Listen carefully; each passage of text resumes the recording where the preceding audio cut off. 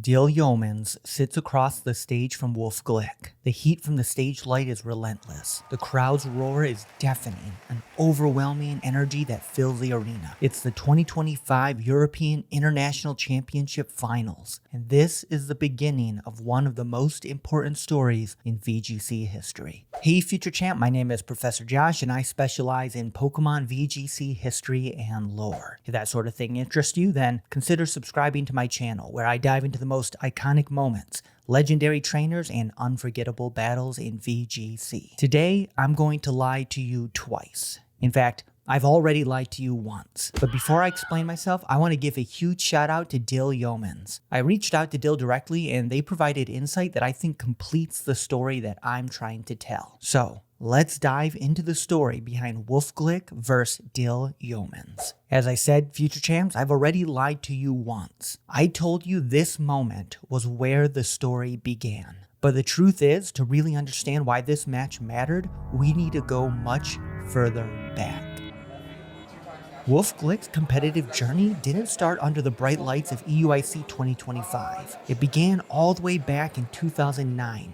Nearly 16 years before the match we're looking at today. Back then, Wolfe wasn't a world champion. He wasn't a household name, he was just a kid, fascinated by the idea of battling real opponents in real life. He started small, attending local events near his hometown, honing his skills in a scene where no one knew his name. But that wouldn't last forever. Just 2 years later, in 2011, Wolfe Glick walked onto the World Championship stage for the very first time. And this time, the competitive Pokemon community was watching. At the 2011 World Championship, Wolfe finished in 6th place, a breakout performance that put him on the map. And he did it with a team that would later become legendary. His now famous Embor Trick Room team. Now, I know what you're thinking. We're way off from the 2025 European International Championship. And you're right, we're still 14 years away. But trust me, you need to know this history to fully understand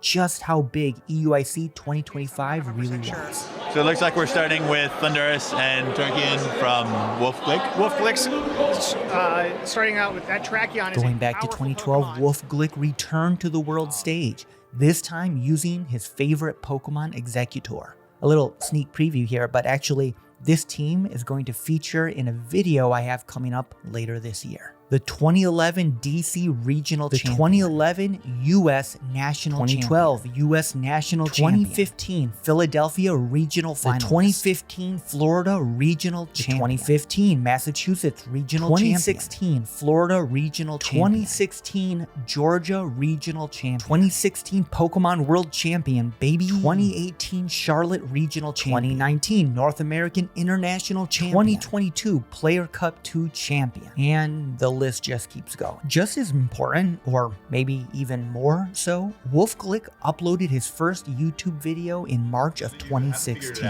I am starting a YouTube.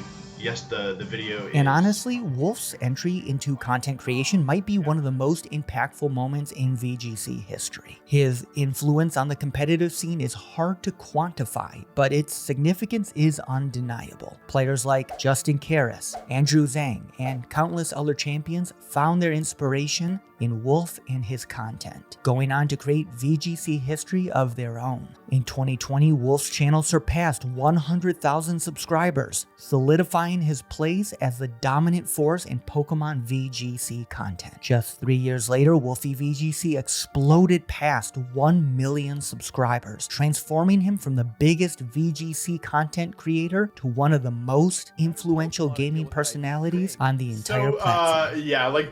Basically, the reason I apologize beforehand is because this team is really, really strong, and the team that I'm using against you guys is the team that I won. By early 2025, Wolfe Glick had cemented himself as the most decorated Pokemon trainer of all time. He had won more major events than any other player in history, and was even recognized by the Pokemon Company itself, receiving a special thanks in the closing credits of the 2024 Pokemon World Championship. So, what does any of this have to do with the 2025 European International Championship? To understand that, you need to understand who Wolfe Glick is, and that's really the point here. He didn't just play in the competitive Pokemon scene, he helped build it. VGC grew alongside Wolfe, and Wolfe grew because of it.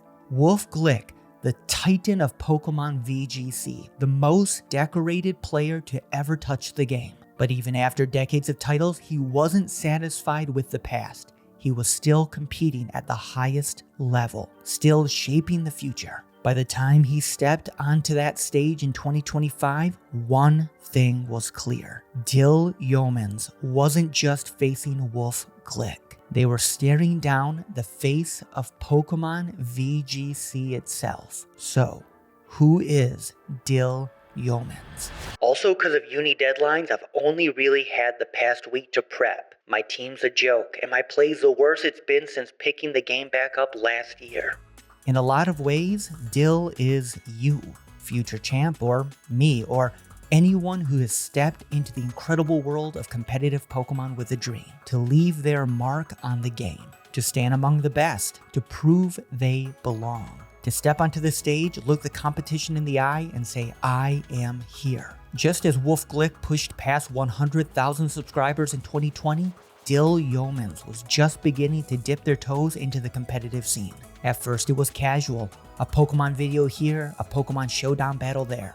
But that spark kept growing. By 2023, while Wolfe was breaking records, becoming the player with the most regional titles ever, and surpassing 1 million subscribers on YouTube, Dyl made a decision. It was time to take Pokemon a little more seriously. Their first ever major tournament, the 2023 Malmo Special Event. At the Birmingham Special Event, they bubbled out, ending their run in the top 64, their best placement yet since starting their competitive journey. And then came February 2025. Wolfe dominated the global challenge, securing first place before heading to London for what would become the largest in-person Pokemon tournament in history.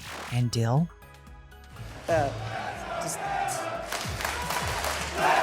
for you. Dyl Yeomans sits across the stage from Wolfe Glick. Wolfe, a living piece of VGC history, forged through years of competition, armed with Pokemon from the ancient past. Dyl, a product of the modern era, a player whose story is still in its opening chapters, standing alongside Pokemon from the far future. This is more than just a match. It's past versus future, ancient versus modern, the established legend versus the rising challenger. One has carried the weight of VGC's past for over a decade. The other is here to write its next chapter. And the result? Bloodamane is the target. That guaranteed critical hit gets the KO, and Wolfe goes down a Pokemon. Got a Miraidon clear to go for the Electro Drift once again, and KO its counterpart. As you see the Electro Drift into the little mushroom, and it will be enough to close this up. Dyl taking game 1. We are getting into game 2. Give it up for our trainers here in London. With the Protect on that Incineroar as Amoonguss tries to get the knockout, and does indeed. It's speedy, and it will be able to get the knockout on the Miraidon with a cheeky critical hit for style points in this final. Blitz in the sun with the Terrifier, though, is going to come down into the Science Hands. Is that enough? Oh, Yes! it's a huge knockout from the Blitz. Free Wolfe evens the score, and now there is one game standing between these trainers and the champion title. Yeah, here we go into game 3. Not going to be enough to get any damage off there, and the tiny amount of HP. Didn't need the huge amount of damage, but Koraidon set the sun for Incineroar to capitalize on. Flare Blitz showing how it's done to get that knockout in retaliation. The Shadow Ball coming out into the Incineroar, and it will be enough to pick it up. The Electro Drift, it is moving before the Bloodamane. Here we go, which is it into the Fluttermane, and it is going to be enough to pick up the Fluttermane. Oh, it is into the Miraidon, it takes it down, so it is going to be knocking it out. Wolfe Glick is able to take the title. He takes his second international championship and becomes your 2025 European International Champion. Dyl Yeomans did not overcome Wolfe Glick that day, but their journey, their fight, their passion, it's sure to inspire the champions of tomorrow. At the start of the video, I told you I was going to lie to you twice, and here's the second lie. This isn't the story of Wolfe Glick versus Dyl Yeomans. In fact, it's not really a story at all. This is just a chapter in the larger story of VGC's growth, a story that leads directly to you, future champ, because one day it won't be Wolfe or Dyl stepping onto that stage. It'll be you, the next legend, the one who will shape the legacy of the game for years to come. Now, I asked Dyl about their future plans in competitive Pokemon, and they said, I've got no idea what's next for me in VGC. Just gonna keep having fun. And honestly, what an amazing way to end this chapter. Thanks for watching. Pika pika. Fun fact, Dyl's favorite Pokemon is Kecleon. And Dyl's actually the first person I've ever talked to whose favorite Pokemon is Kecleon. Not that I'm judging. My favorite Pokemon is Poliwrath, and let's be honest, Poliwrath is not topping any of the popularity polls either, so no judgment here. But speaking of favorites, my next video is actually all about notable trainers and their favorite Pokemon, so stay tuned for that. All right, bye-bye.